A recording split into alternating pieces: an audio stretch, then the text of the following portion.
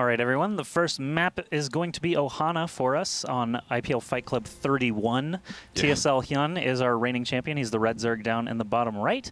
And our newest challenger is going to be FXO.Tear, the blue Protoss up in the top left. All right, the map is Ohana. I love this map as a starter for PvZ. I think it's probably one or two of my favorite PvZ maps that are out there, the other one being probably Metropolis at the moment. I really like that one.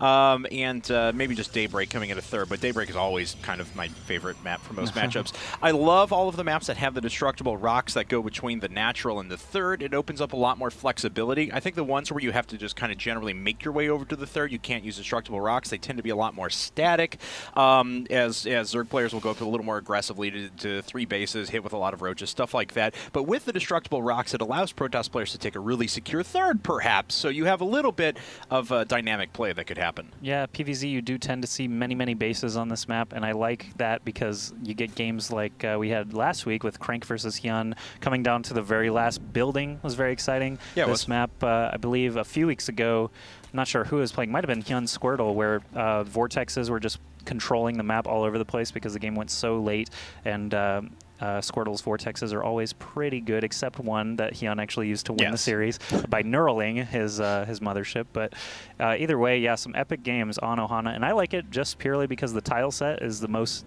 eye-pleasing of all of them. Belshir Beach, when it turned into winter, I was like, you killed the one pretty map and made it crevasse. Like, what are you doing? Yeah, I wish they would have taken, like, I understand they were showing off a Heart of the Sworn tile set, but take one of the silly maps, you know? I love Daybreak, but it shares a tile set with, we've been looking at that since Metropolis and Scrap Station. Metalopolis, actually, is what I meant to say, not Metropolis. So yeah, well, Metalopolis and Daybreak and Scrap Station was the one that always comes to mind because it is just floating around in space like that, like Daybreak. But yeah, Tear already just setting up that Forge Fast Expand as you'd expect. HyuN, on the other hand, not going for the natural because of the probe, sort of keeping himself in the mix. So obviously going for that third base instead is not going to slow him down really. Yeah, we saw him do that the past couple of weeks as well, where he sends out 2 drones all the time. He sends one of the natural, one of the third, and just sees which one's going to be available to him. In this case, it was the third, as has been happening quite a bit lately. It looks like Tear is going to be one of those players, though, that will be fairly diligent in making sure that natural doesn't go up on time. Yep, and I do want to point out again in the Fight Club thread today on Team Liquid, HyuN has some very avid fans, some very rabid fans, and so the first few comments are like, oh, Tear might be able to make this interesting. You know, Lenok said that he's kind of a PvZ sniper specialist, like not a lot of people realize how good he is at PvZ. You know, this could go either way, predicting 5-4 for whichever way it goes, and the next guy's like, HyuN will absolutely destroy Tear and eat his children, and it's just like insane. He's got a few just really, really out there fans. It's actually really fun to see, though.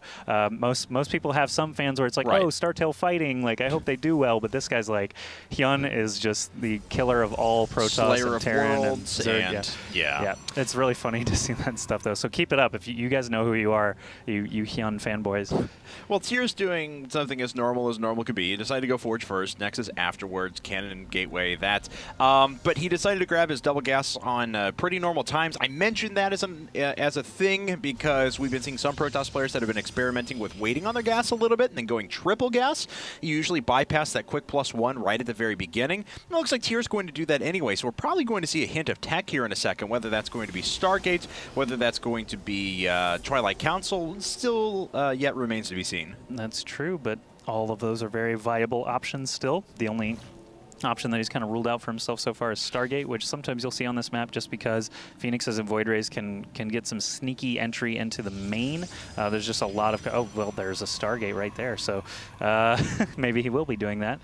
I think so. Obviously, it's very nice to be able to pick off Overlords all around the map. If HyuN doesn't realize that the Phoenixes and Void Ray are coming, he will lose a couple of those Overlords, and that's just a nice way to justify spending for the Stargate, really. It kind of recoups the costs immediately because you know Overlords are going to be kind of scattered around the map until the Zerg can actually get them back home safely. It's weird. There was a cycle, though, for a while where, you know, Protoss players were just like, oh, Zerg players have way too many options to deal with early game Stargate units. We're not even going to use them anymore. And then they shifted over to heavier robo play, quick 4-gate tax to go up to 3 bases and put on pressure at the beginning of a 3 3-base Zerg player, something like that. But recently, it's been cycling back into pretty heavy favor. You use the Stargate not to try and cripple your opponent, but just to do a little bit of damage. That kind of makes sense. We see the Phoenix coming out now, but all it's got to do is pick off a couple Overlords, get map control, make sure that it can maybe pick off a couple of drones as well. But you know, not expecting anything too big from these. Yeah, I'm curious. So the first Phoenix is out now. He could go look for Overlords that are farther away from his base, so that the ones closer to him won't have time to return safely. But usually, you do see players just jump straight on the closest Overlord.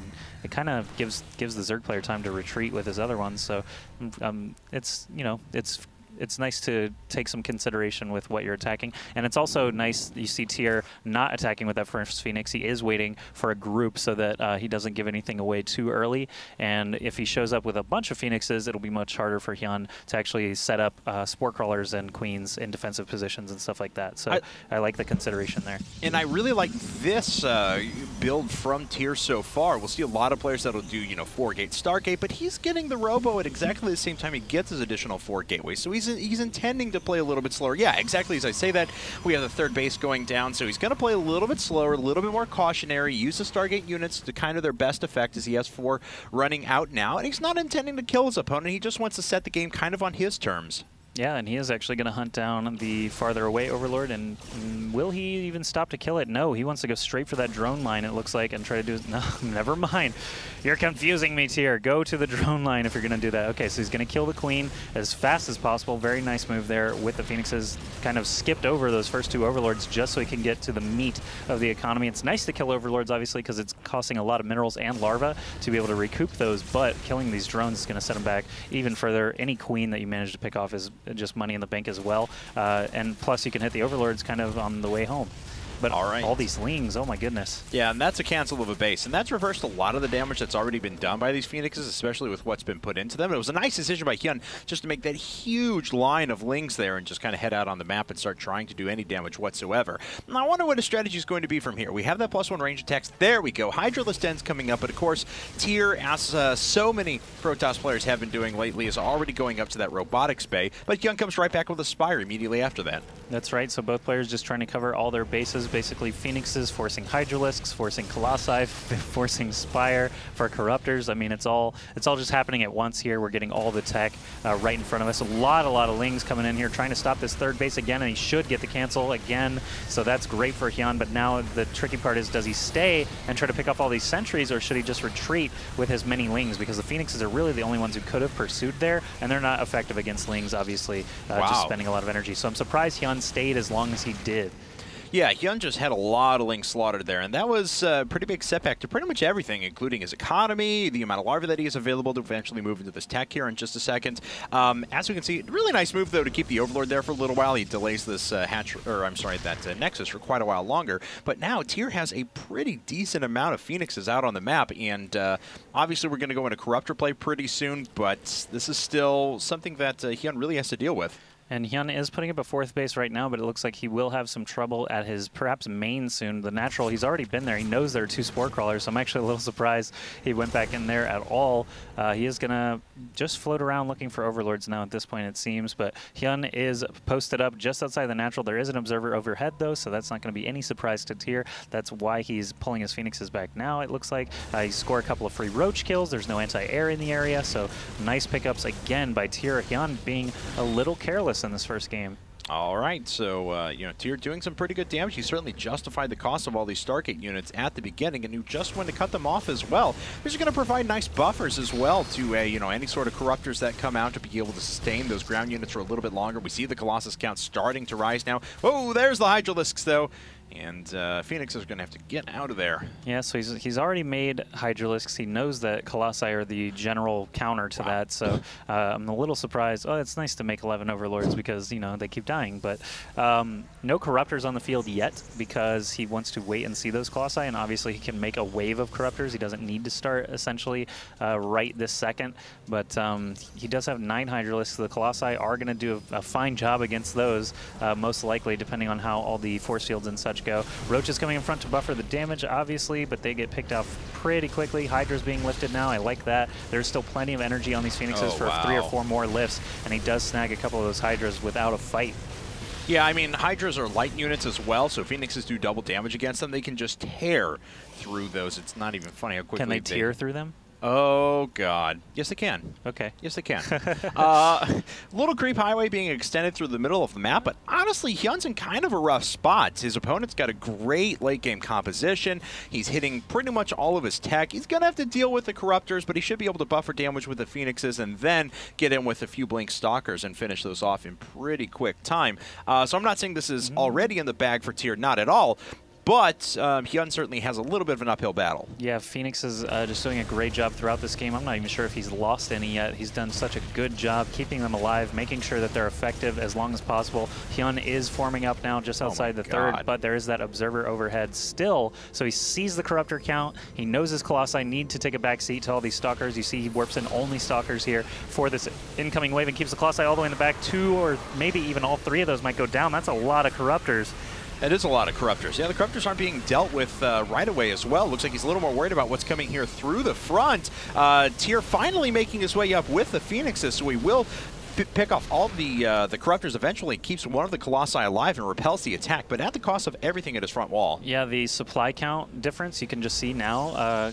Tear was ahead by about 20 supply, and now it's obviously flip-flopped, so not the best engagement there. I'm not sure why the Stalkers, I mean, they were shooting Lings and the Corruptors sitting right over them. It was kind of silly, but 4 Gateways coming in now and a Dark Shrine, so Tear is not giving up without a fight. Obviously, he's going to keep going and tech into Dark Templar. He's got plus 2 upgrades coming up on his weapons right now, Robotics Facility coming in as well, so perhaps even more Immortals to deal with the sort of steady Roach count that we've seen so far. Corruptors getting found, getting discovered here by the Phoenixes, but he does manage to slip away with 16 health. He's going to jump into the mineral line, pick up some drones, but that Spore Crawler's still there. Hydralisks are pretty quick on creep. Oh, wow, look at that.